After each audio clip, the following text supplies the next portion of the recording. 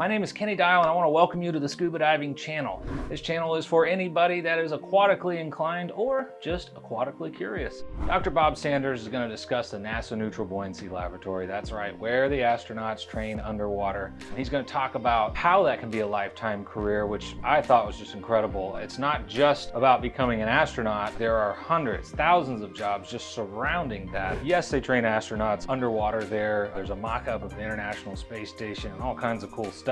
He's going to tell us all about the careers in diving, not just there, but really just some life lessons on how to make this your life and your income. So, Dr. Bob Sanders. Diving is such a great opportunity. It's so many different aspects to it that it is a career that we can do for a lifetime. But having the ability to say yes to opportunities and the comfort and the confidence to allow myself to do it has allowed my career to grow and develop in the way it has and given me these great opportunities to bring me to where I'm at now at NASA. I started as a dive instructor, and I was teaching diving in college to make money, and then it just grew and blossomed from there. My experiences as a dive instructor, I was working on a local ambulance, I had training in underwater photography, dive rescue, put me in a perfect position to say yes to the opportunity to dive in Antarctica on a research grant when that happened to be there right in front of me. Then the experiences that I've had in Antarctica enabled me to be a better dive instructor and better retail person in a dive shop because now I had expertise in dry suits that was unique to the community I was in. My experience in the dive shop put me in a great opportunity to have my own business in diving. And then I had the opportunity to work in diving safety for the film and television studios. I was a set medic because I had EMT with first in experience. I was in an ideal position to take a job when I was offered to me in the studios. How old are you? Because this seems like 10 different lifetimes packed into, and you still seem like a pretty young guy. Well, I'm 52, so I'm not young. I'm on the second half of my life. But I am young in the sense that diving is a career that we can do for many, many more years. It sounds to me like the exposure, because you went down so many different paths, but I mean, they all have the common denominator of being somewhat related to the diving or the science that surrounds it. Mm-hmm. The core foundation of all these opportunities, aside from going out there and doing them, are the relationships. How do you feel about that?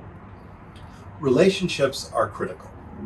Everything you do, in a sense, is a job interview. I would take it one step before. It's the ability to build a relationship.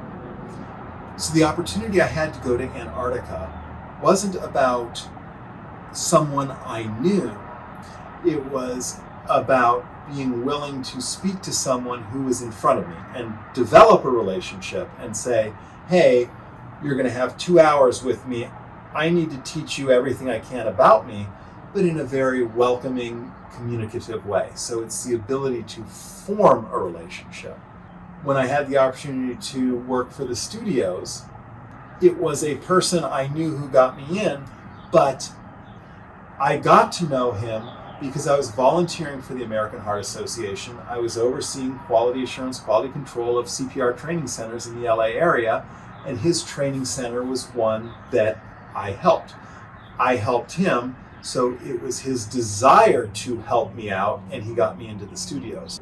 Don't look at it as, oh my gosh, I'm from a small town in East Texas, so I haven't had these opportunities. I don't have a future. No, it's more being comfortable making a relationship with someone and making a relationship in a short period of time, but making them feel like they've known you for a while. What would you tell somebody that maybe fits that exact description that you just said out there? Just say yes. Just say yes when whatever opportunity is there. I learned early on. My first job was in a dive shop. New England Divers in West Los Angeles. We were there in a very diverse area where the dive shop was.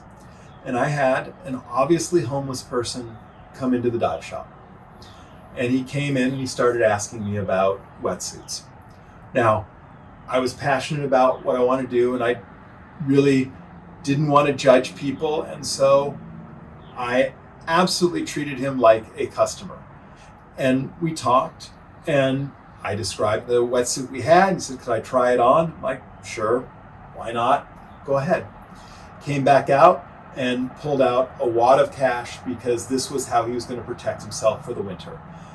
And then and there, I realized I was so thankful that I treated him appropriately, and so disappointed in myself that I didn't treat him to the best of my abilities. So you can learn from anyone who walks into your life, and every opportunity to learn and to grow that you take will help prepare you for the next person, because that was an opportunity to learn to talk to someone who, honestly, I grew up in a very upper middle class environment, and it wouldn't be a normal thing to just strike up a conversation with a homeless person.